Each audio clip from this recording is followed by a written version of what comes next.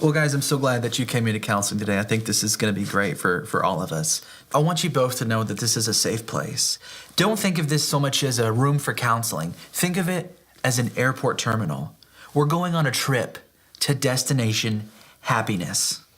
But before we board the plane, we've got to drop off our baggage. Bag check.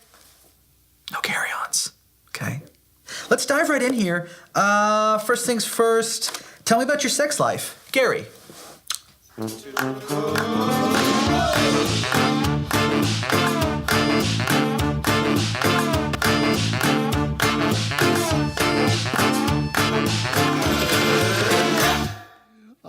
to see you this morning. Everybody doing well? Yeah. Good. Glad you're here.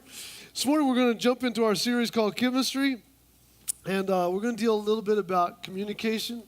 We're going to talk about relationships, and I just want to lay this out there. I don't know where you're at in your season of life. We're all on a journey, and we're on different places and different playing fields.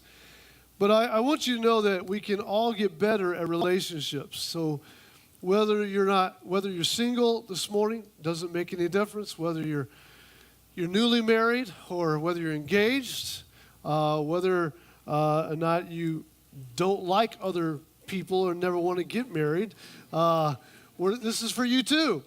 Maybe you're in a rocky relationship and a marriage, or maybe you've been married for 50 years. Even this little time together is good. It's good for you as well. I know that I was single. I was single for a long time before my wife finally caught me and we got married. Kidding. That was a joke. Y'all too serious this morning. And so I remember being in Sunday services and things like that, and there would be this conversation about relationship, and I would walk out, and I had a friend, and he was offended because we had this service about relationships, and he just kind of felt bad about it because he didn't have a relationship he was in. I said, well, I don't have a relationship I'm in either, but dude, this is good stuff to know. I mean, think about this. You're learning stuff that you can practice at some point in your life. And I think that's true. We can all learn something better and to do different or prepare ourselves. I know before I got married, I literally devoured books on relationships. I have several shelves in my library of just nothing but books about relationships and underlying everything. And I was single the whole time and reading books about marriage and things like that. Why? Because that's wisdom. Wisdom is power. Knowledge is power. Knowledge is power, and you need to empower yourself. So I want to just talk a little bit about communication this morning and kind of apply it to wherever you're at in your life at this moment. But before we get going, can we just start here? How many know that men and women are different? Can we just start with that premise? Just the very basics. Women and men are very, very different. And sometimes we just want to figure out why they just can't be normal like us. Isn't that true? I mean, we spend most of our times in relationships trying to get them to be like us. But if they were just like you, that would be a terrible relationship. I mean, one of you is all we can handle as it is. We don't need two of you. Come on, somebody.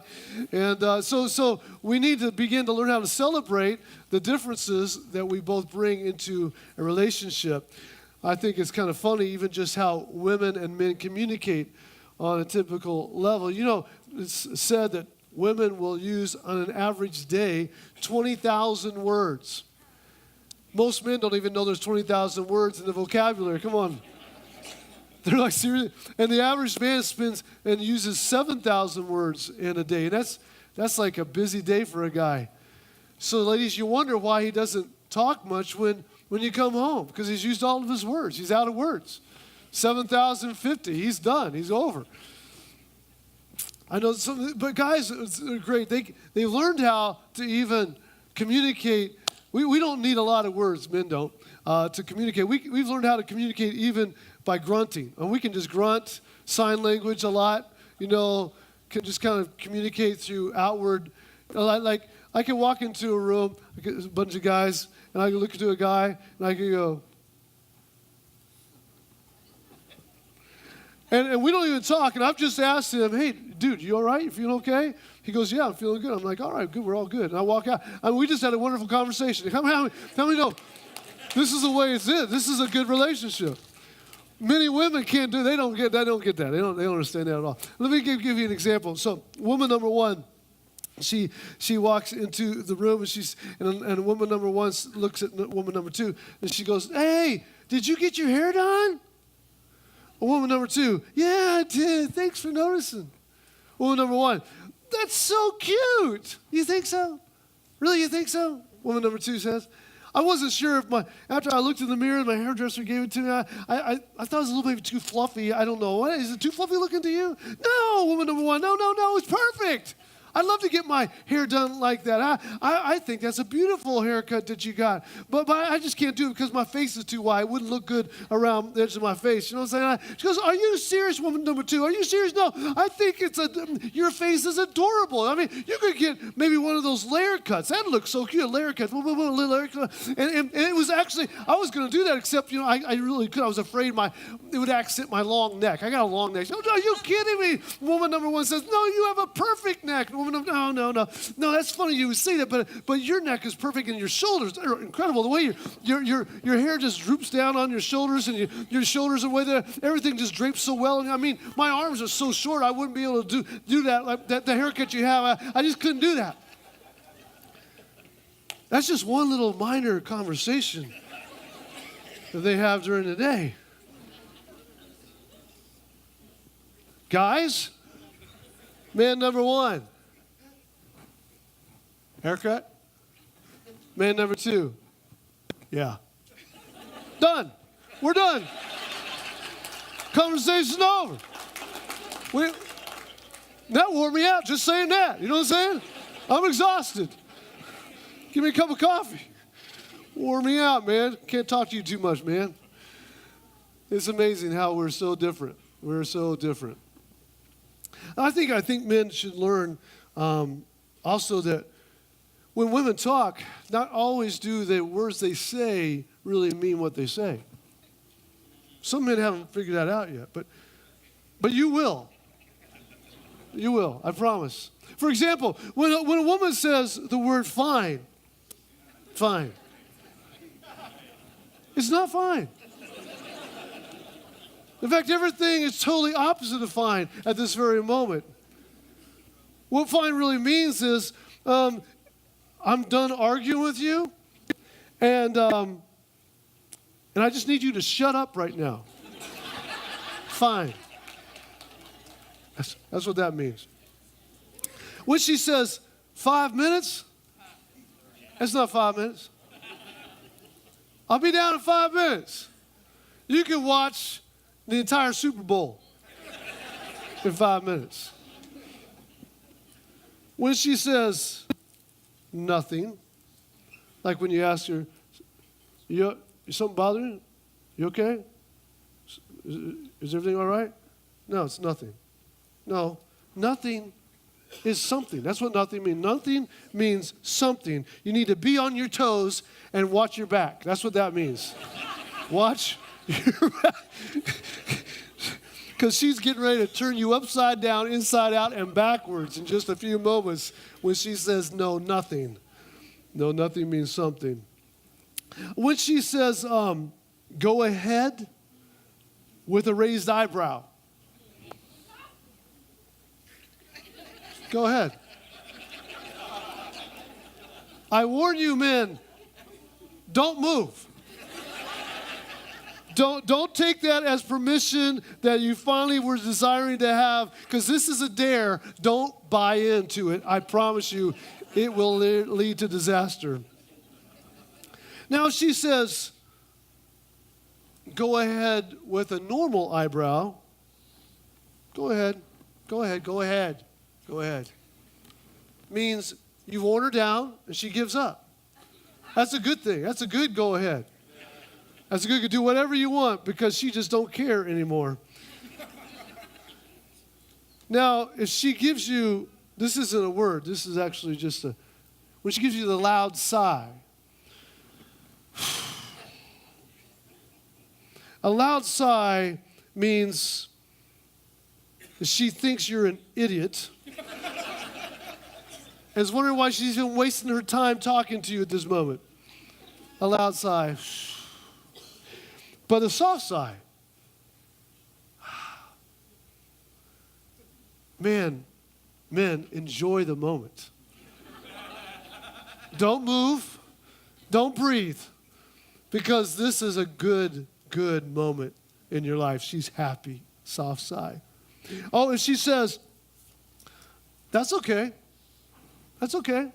Oh, it's not okay. See, this is code words. Man, I got to help you out. Women talking code. Usually what they're saying is the opposite of what they're saying. That's okay is not that's okay. What that's okay means is one of the most dangerous statements she can ever make. Because what it means is, I'm going to think long and hard before I pay you back for what you've done. That's okay. That's okay. Go ahead means in the near future, you're going to be in big trouble. The words, please do, please do, please do, please do. It means she's given you the chance to come up with whatever excuse you can come up with to explain why you did the stupid idiot thing you just did. Go. Please do. Please do. And the word thanks is a good thing. It usually means she's thanking you. So don't faint when she says thanks. Enjoy the moment.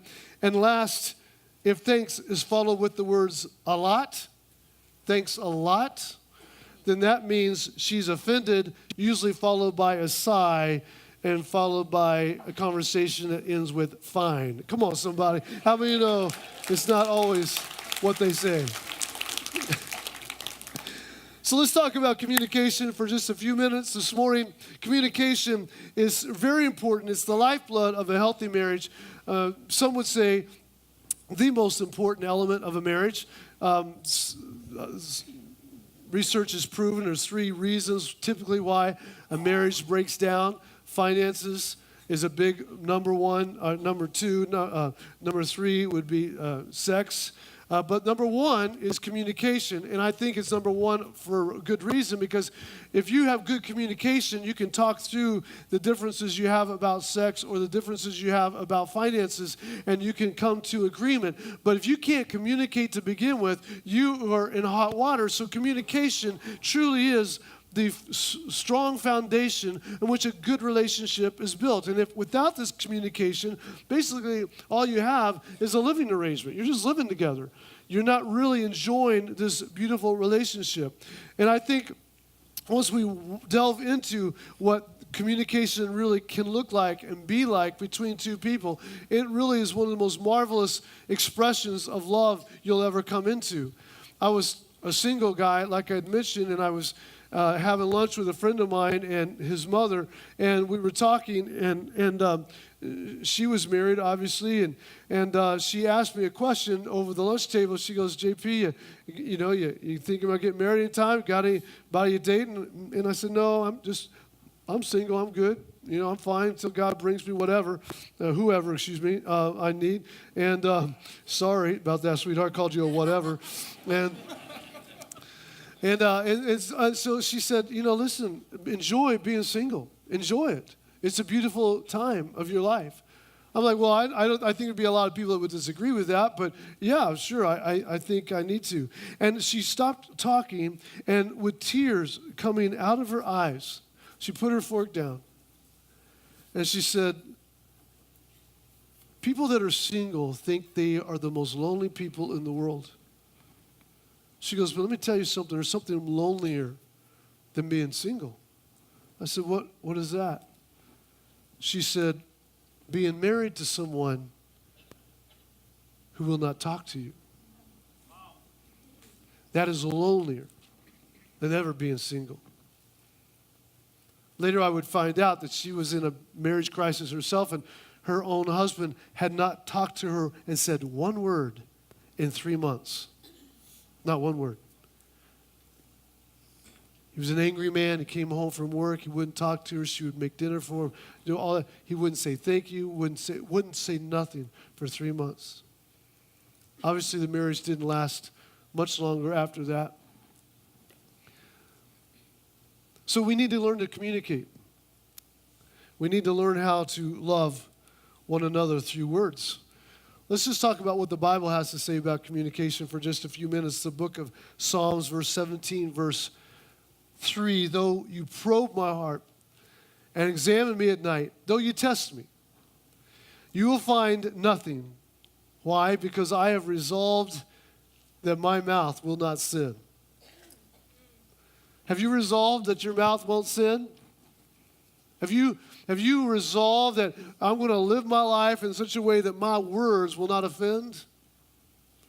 Look at this, Proverbs 12:18. Reckless words pierce like a sword. But the tongue of the wise, guess what it brings? It brings healing. It brings healing. Words literally can bring healing. Proverbs 21:23. He who guards his mouth and his tongue keeps himself from calamity. Why am I always in a mess? It's because of your mouth. Calamity follows the words of the person who doesn't know how to control it. James likens it in chapter 1 of your tongue being that of a rudder on a ship. The smallest part of the ship, yet the most powerful part because it determines where this ship will go. Your tongue is the same way. Look at this, Psalms 141 verse 3. It's a prayer. Basically, the psalmist is asking, set a guard over my mouth, O Lord, and keep a watch over the door of my lips. Do you have a watchman over your lips? How many here have a watchman over your, don't raise your hand. How many here have a watchman over your lips? Also, let me just say this. During this time together, please, no, none of this going on, please. We don't want any broken ribs. Like, hey, I hope you're listening. That was. But the tongue is very important because the words are very important. We need to guard our words because they're powerful. Because with your words, what did God do with his words? He created the world. Words are powerful. They literally can create things. They can create destinies in people's lives. And they can also create death in people's lives or hopelessness and despair. Words can create hope and they can create also discouragement. Words can create scars or they can create healing. And words can tear down or they can build up. I believe Satan understands the power of words.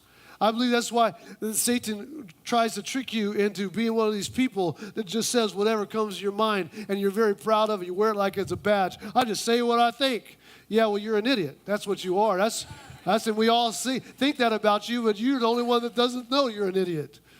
Well, I just like to let people know where I stand. Well, that's fine, but you don't have very many friends like standing around with you because you say what comes to your mind. You got to keep a watch over your mouth. And words build up and they bring you together or they will tear you apart. The enemy hates a good marriage. You know that. He hates a good relationship.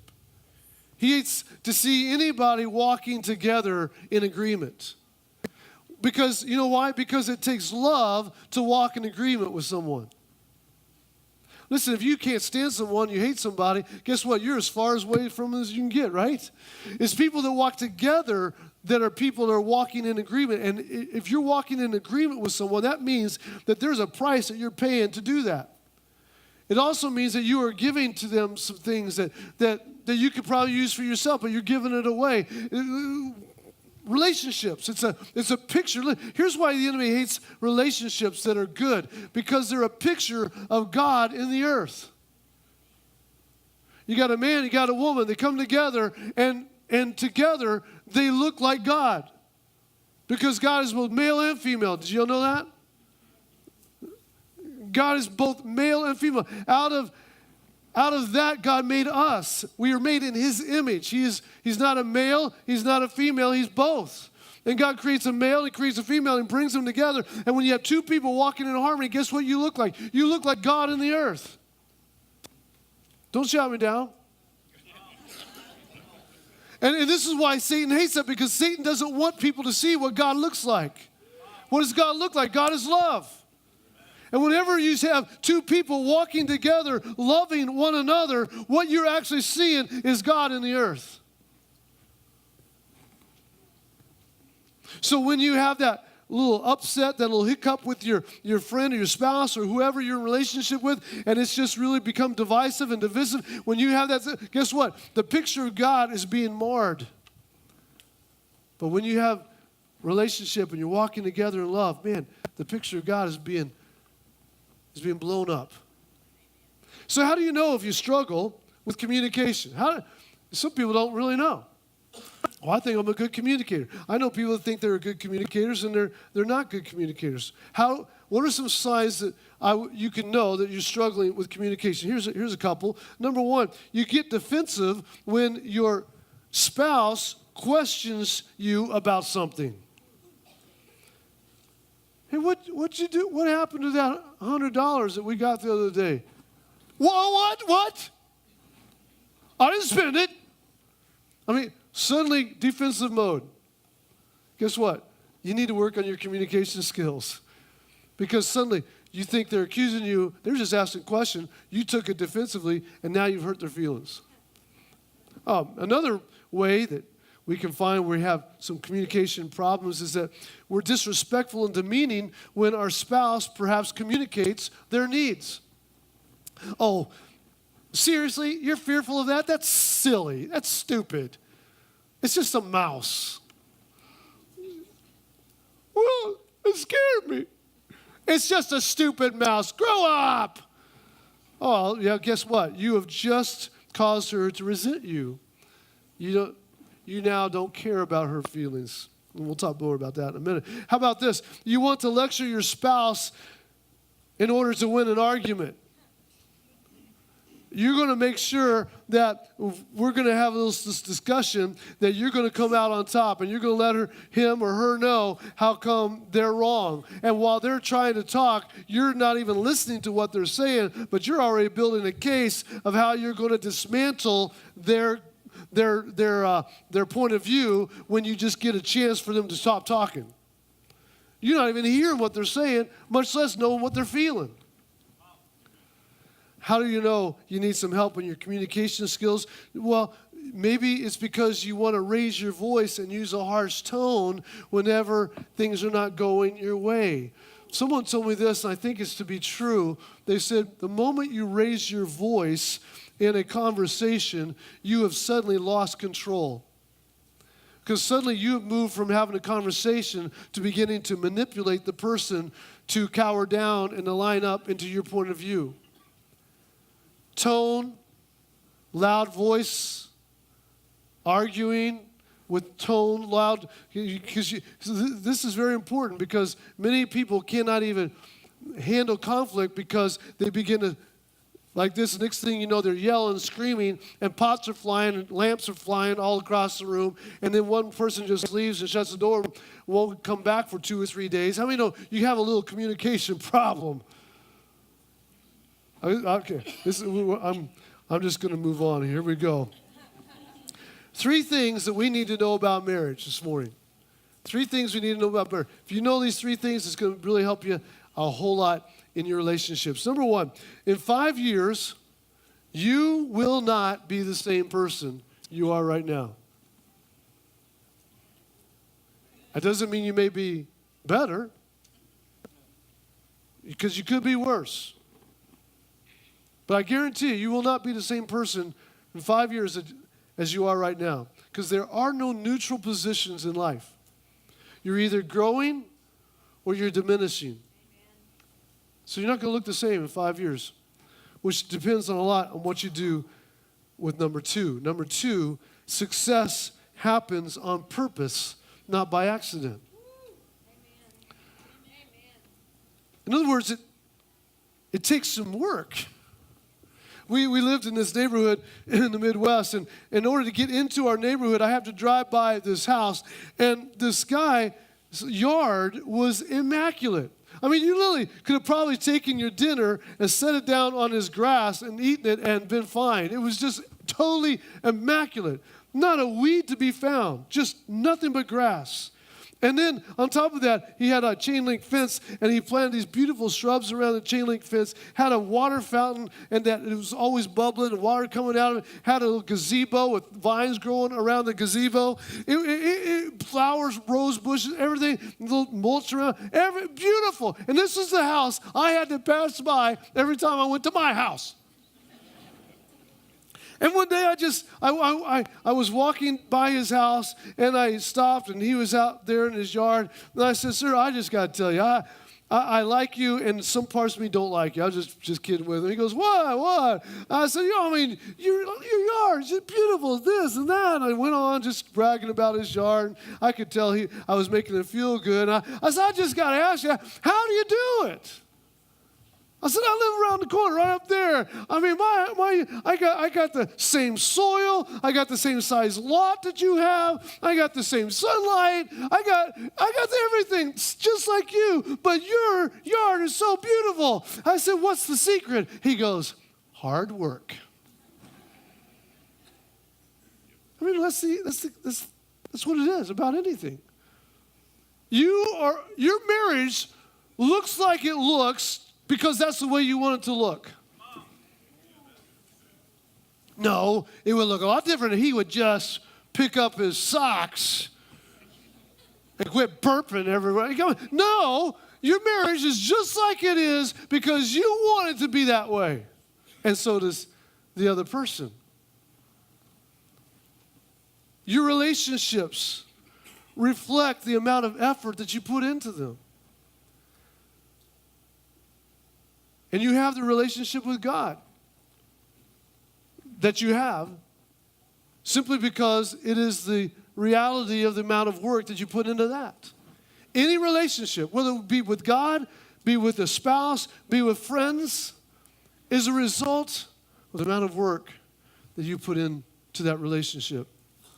Genesis chapter 2, that whole chapter where God creates man and woman and all that.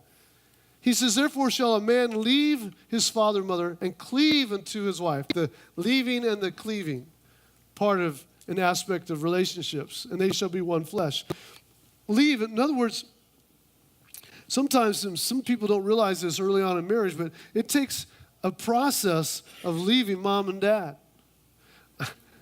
Guys, when you're young in marriage, don't ever compare your wife's cooking to your mama's.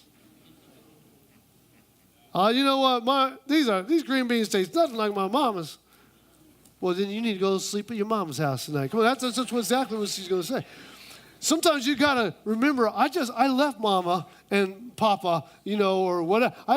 They're out of my life now. This is my life now. And I'm going to love these green beans. I'm going to eat these green beans, and I'm going to smile and thank her for them. Come on, you got to leave. It takes a little while to leave sometimes. And you got to cleave. And the word cleave literally means to pursue with all your energy.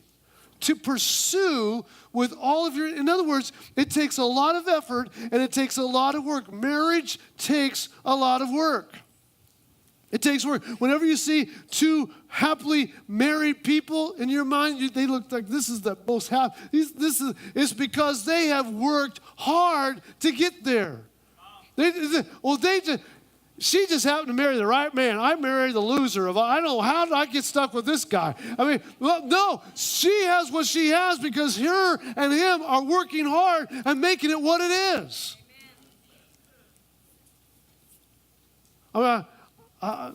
Melissa and I, we were dating. We weren't even married. And we were at Hardee's one time eating. Early in and we just talking back and forth. And I looked over, and there was this older couple, and they were just sitting there. They finished their meal, and they were just sitting there. Just kind of standing there, staring around. And I said to her, see that couple? She goes, yeah. I said, I will never be like that. We'll never be like that. She's like, yeah, that's it. It wasn't long ago. We were at a restaurant. I was sitting there just kind of looking around, and she was looking around. And that picture came, and that vow I had made. And I thought, whoa, I got to start talking. Let's talk. We've become that couple. Plane crashes. 50% of all plane crashes happen not because of mechanical failure, not because of weather, but because of a pilot error. And the majority of the pilot errors happen because the pilot is not paying attention to the gauges. He pushes this little button called autopilot, and he thinks once this button is pushed, it's just going to take him, which it does. The plane literally flies itself to the airport, lands and everything, takes it right to the gate, and really all he's drinking coffee, talking to his co-pilot, talking to the steward, whatever, not even paying attention. and he's got a leak in the fuel line or the altitude gauge is dropping. He's not paying attention to the gauges and the plane's going down. I want to say the same thing is true with marriages. If you don't pay attention to the gauges, the plane's going down. You still may be in the air right now. It may look like you're having a good time on the outside, but let me tell you something. If you don't start looking at the gauges, this thing is headed down. Listen, he said, well, look, so like the story, the lady, he never tells me, talking to the preacher, he never tells me I love you. I love you. He never says I love you. Never says. He goes, look, woman, the old farmer, I told you I love you the day we got married. If anything changes, I'm going to let you know. So we think we can just put autopilot, and from that point on, we're good to go. For the guy, it's like, I captured her. She's mine. Now I'm just going to live my life because now I captured my prey.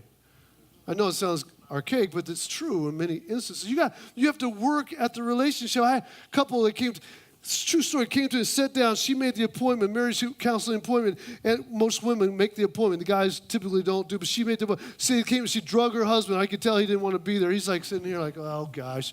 And I said, what's going on? She goes, we got some marital problems. She's like, I said, well, who would like to talk to me? And she goes, I'll talk. I said, okay. So she goes, he don't do this and he don't do that. He blah, blah, and this happened. And I'm looking over at him. He's like, every once in a while I go.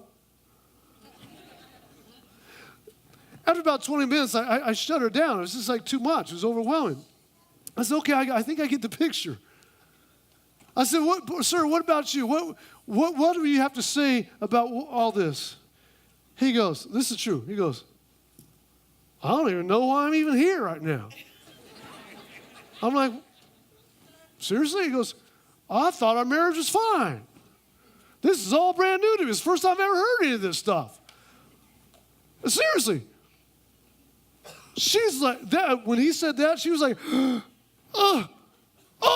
And she went another 15 minutes, I had to shut her down again. He probably said 15 words the whole time. And she talked and he had no clue that they had problems. He'd been on autopilot for so long, he didn't realize that the ground was coming to him very quickly. I had another couple, and she came to my wife, and I said, listen, I don't know if I can handle this marriage much longer, and here's what's going on. She shared with us a story, and I said to her, listen, I know him. I'll go talk to him. We're friends, and let me just have a little conversation. She goes, listen, I'm telling you, I don't know how much longer I can hang in this relationship. He needs to understand how desperate this is. She goes, I'm committed to the relationship. I want it to work, but I'm telling you, I don't know how much I got left in my tank, my fuel tank. I said, I understand. We get it. I get it. And so I went to him, and we sat down and talked with him. I said, listen, you and your wife getting along okay? Yeah, we're fine. I said, if she was sitting here right now, do you think she would say that? Well, I think so. Yeah. I said, can I just share something with you? Yeah, man, what's up? Your plane's going down.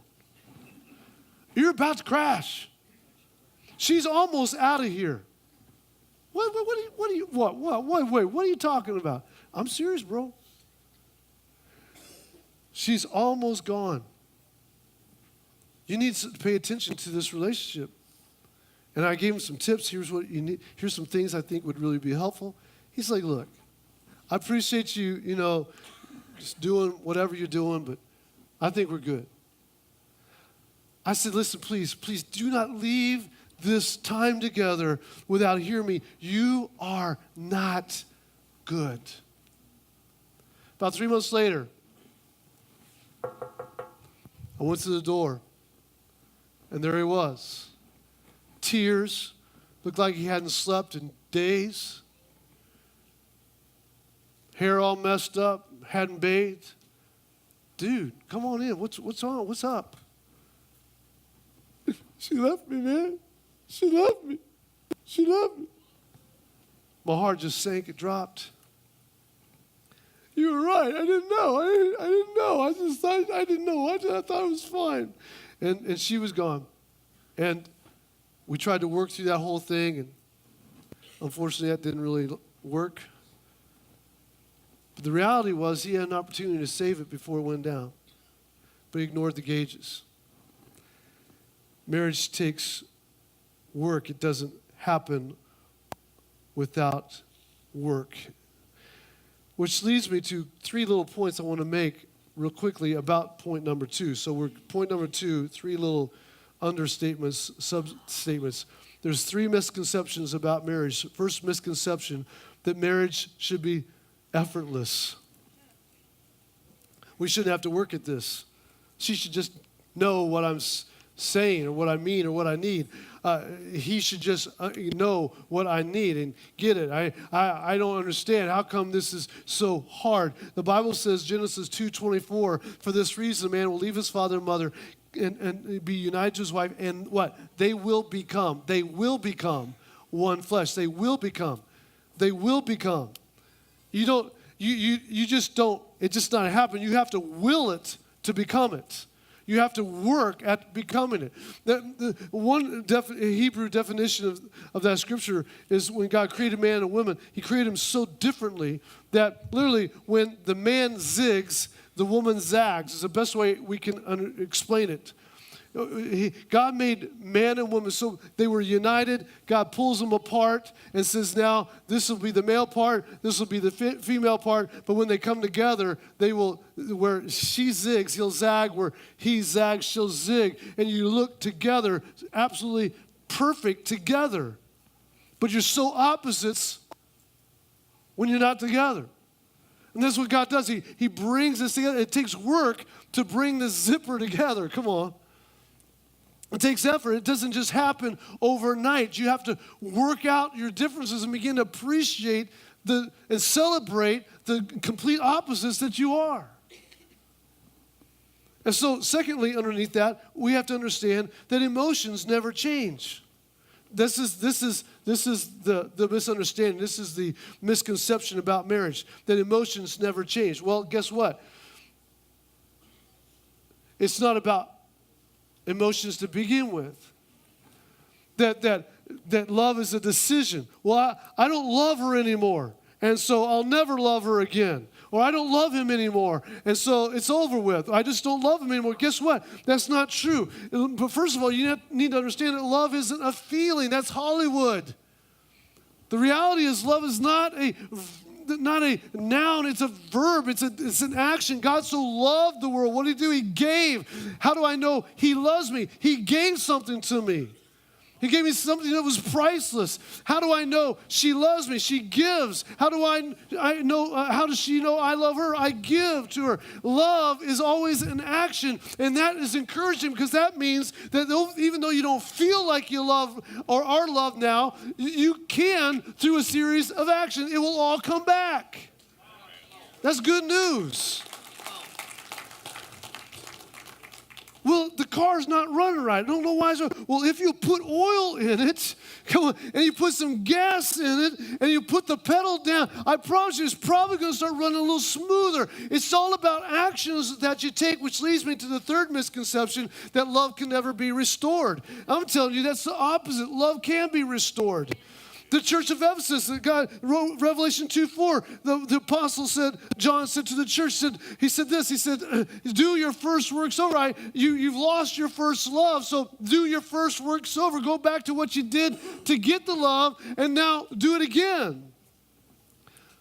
So you don't feel like you love her anymore. You don't feel like you love him anymore. Guess what? Start doing what you did to get the love to begin with. What'd you do to begin with? You dated her. You spent time with her. You spent time with him. You wrote him these crazy love notes. You put your hand through his hair when he had hair. Come on, you rubbed his back. You put your arm around each other. You sat there on the couch and you watched this sappy little love story on the TV and you hated every minute of it, but you did it because you loved her. Come on, you do the first works over, and I promise you, you're going to start loving again.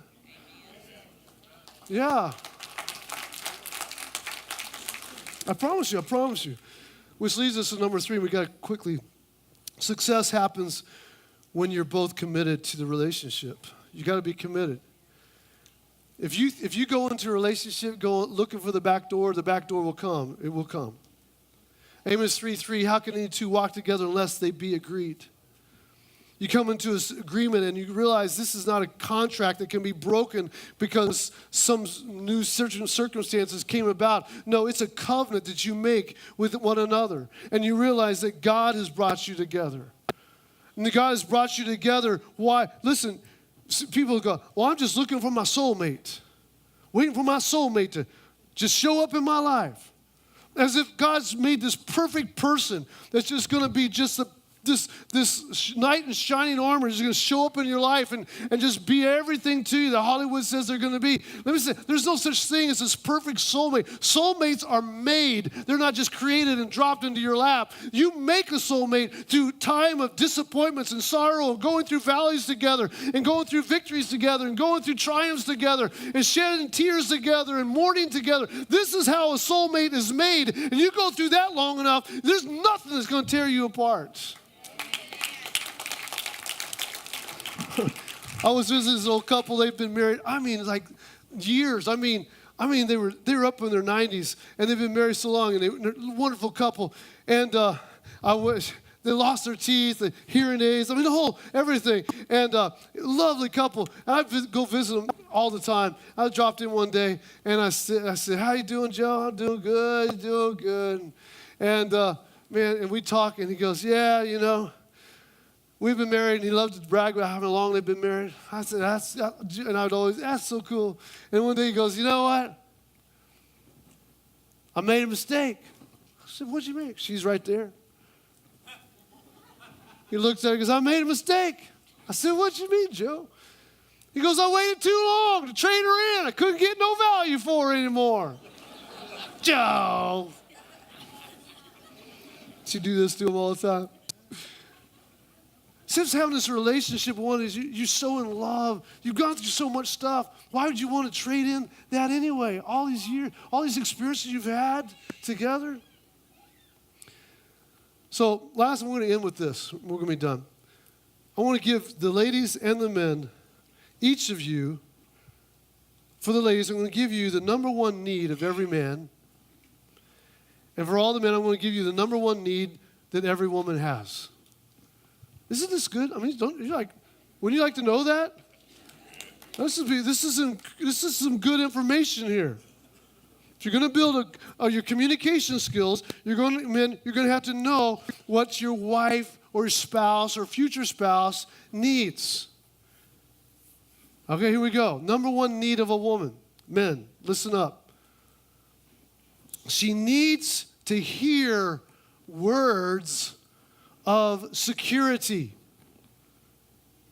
She wants to feel secure. She wants to know that her world's not going to be falling apart tomorrow morning. She wants to feel like there's going to be a roof over her head, that you're looking over the finances, you're taking care, you're working with her with the kids, the family's not going to fall apart at the seams, and that there's going to be food on the table, that you're concerned about her feelings, which is a word most men hate. Feelings? I don't live there. I'm a guy. We don't feel. We just do. But that's where a woman lives. And so you got to care about her feelings. You got to notice, like, she's wearing, oh, that's a beautiful outfit. Where'd you get that? You got to ask her questions about what she's worried about and how's the kids doing? What do you think about little Joe? And what's your things about her? And you got to notice things. My wife, I tell myself, I was so proud of myself. I walked in, I looked at her, I said, hey, you got a new haircut. I like that. I got it 2 days ago. Oh, I didn't even notice. But you got to notice. You got to pay attention. You got to know that she needs to hear you ask things like, "How are you feeling about this?" And "Is there anything I can do for you?" And "How does that make you feel? How can I take the load off of you? And would you like to sit down and talk about it?" Guys are like, but this is where the woman lives, and this is her number one need. And if you're constantly just not wanting to talk and not wanting to spend that quality time with her, we all have love languages that we have, 5 different love languages, the way we interpret love. And my wife's number one love language is quality time and conversation. And guess what? That's my farthest love language. I don't even come close to that. I don't want quality time. I want to just do. And she just wants to sit. How many know God brought us together for a reason? If I can read a book while I sit with her, that'd be awesome. I can't do that and not show her I love her. And here's a problem that men have. When women talk and expressing their feelings, something activates within the man, and he wants to fix the situation. He's already got the 3-point solution to her problem that she's creating and painting in front of you. And guess what, guys? Here, I'm going to help you out, guys. When she tells you about this problem that she's having, or this situation that's going on with the car, the kids, whatever, this was worrying her, bothering her, do not, go against the grain, swim upriver, but do not tell her the solution. Only, and I mean only, if she asks, honey, what should I do? If she says that, ask her again, do you really want me to tell you what to? No, I really want you to know. Then you can venture very slowly into this uncharted territory. But listen, guys, they just want to share. We were talking one day, she was talking, and I had the solution. She was sharing with me the problems, and I had the solution. And I said, well, I think here's what you should do. She goes, look, I'm just venting, and I'm working the solution out myself. I don't need you to tell me what to do. Just listen to me. I'm like, you got it. I'm just a thought. Just out of thought. I want to show you a video. Maybe this will portray it a little bit better so you understand what I'm saying. Let's go ahead and watch this really quick video, and maybe you'll get the message. It's just, there's all this pressure, you know?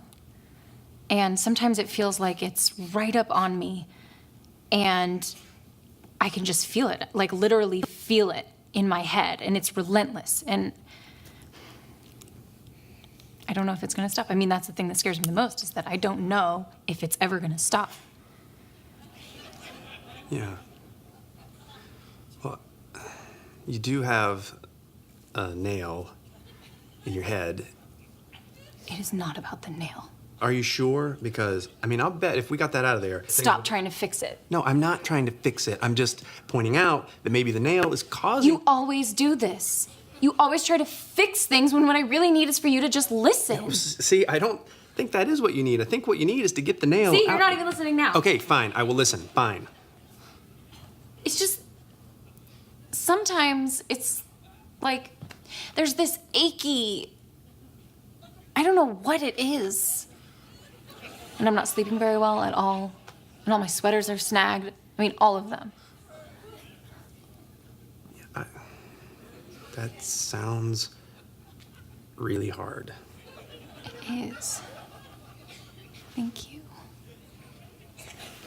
Ow! Oh, come on. Ow. If you would just... Don't.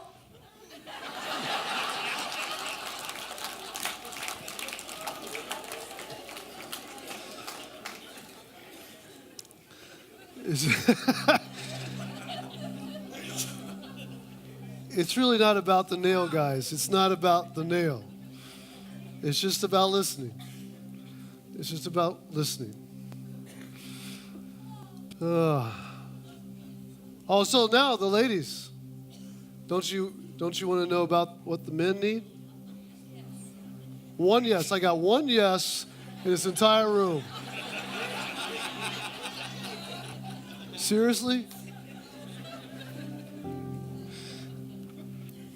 Men need to hear words of respect and admiration. Have you ever gone to a girls' volleyball game or girls' basketball game and seen male cheerleaders? No. Cheerleaders are typically, for the most part, all female. Why? Because some wise coach figured out his dismal, bad team would play better if there were some cute girls telling them how good they were on the sidelines. Come on. Men need to hear words of admiration and respect. They need it. It's a need they have. Now, here's the problem. The problem is most women don't recognize that because the male looks like he's so strong. And he doesn't need that. Here's the deal. God made us different in all aspects. A woman is very weak in the natural, in the outside.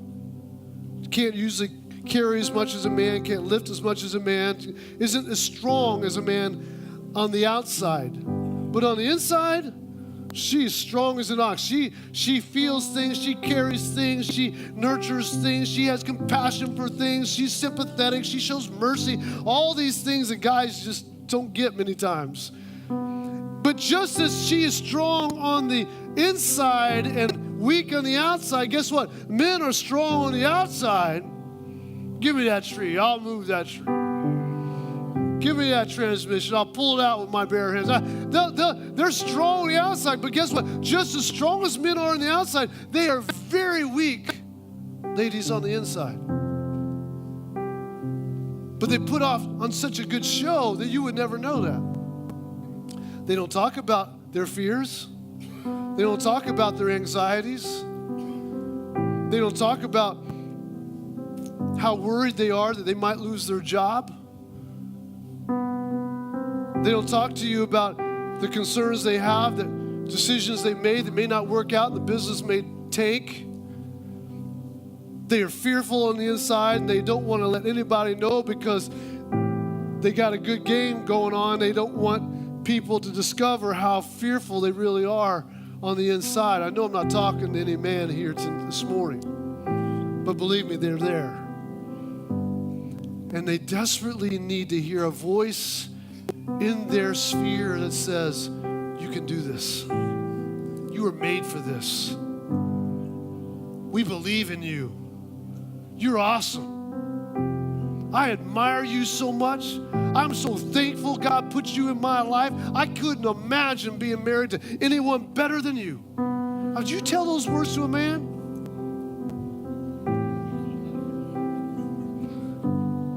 He'll pick up a water gun and charge hell, I promise you. Because he's got this woman that believes in him. I'm not pointing at you, Nathan, but he's got a woman right there.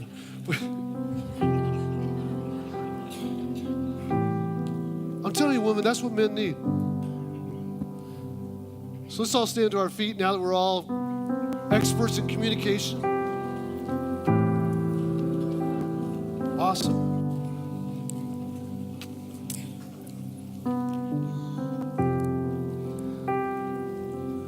Okay, so just to make sure we're all understanding this, guys, I want you to get used to a word that you're going to need to use all week long. And from this point on, for the rest of your life, dealing with the opposite sex with communication, it's the word feel. I want all the men 3 times to say, I feel you. Feel you, I feel you, I feel you. Now that's cool, we can do that. That's not a problem. I feel you, man, I got your back. Woo! But can we say, how does that make you feel? Oh, that's outside the box. That's where we got to go. How does that make you feel? How does that make you feel? 6 words. Everybody together, all the men, count of 3. How does that make you feel? Say it 3 times. 1, 2, 3. How does that make you feel? Y'all like, man, we're in some kind of psychology class? What is this? If you'll ask that woman, that woman of your life, you'll ask her those questions periodically, she will give you that back rub you've been wanting to have. She'll give you that meatloaf that you love to eat. She'll do whatever you want if you just start listening to what she has to say. And men, do it this week. Sit down, look across. So talk to me. How's this making you feel? How you feel inside? And ladies, if you just look to your husband, look at that boyfriend, whatever, that relationship you have with that guy, and just tell him, man, I admire you so much. I'm so thankful for you. I'm so thankful for you. I'm so thankful for you. 5 words. You just get 5 words. We have to say 6 words. All the ladies 3 times. I'm so thankful for you. Here we go. I'm so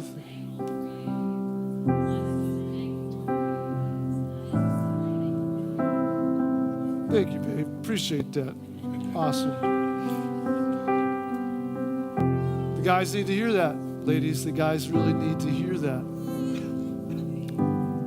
So we're going to just bow our heads here, just close. But I'm excited what God's doing in our relationships. He's causing our chemistry to grow together because it's all about relationships. Father, I thank you. Thank you for the relationships that exist in this room this morning. Thank you for the relationships that are going to happen with some. I thank you, Lord, for helping us understand one another and to grow in our relationships with each other. Help us, Lord, we're so different and we need your help, Holy Spirit, to be better. I know I need to be a better husband. I need to be a better listener. I got to just get better. Father, I just ask you to help me. Not just bless these marriages and these relationships today. I speak blessing over them. Every single person, I pray, Lord, you'll just give them knowledge to help them begin to prepare themselves for that relationship one day. For those, Lord, struggling in a marriage, God, just help them right now. Help them to begin to implement things that will work in that relationship and rekindle that love in that marriage. For those that have been married for a long, long time, I pray, Lord God, they will not engage in that autopilot button, but they will begin, Lord God, to still create life within that marriage. We thank you for that, Lord. We bless you. In Jesus' name, amen and amen. Come on.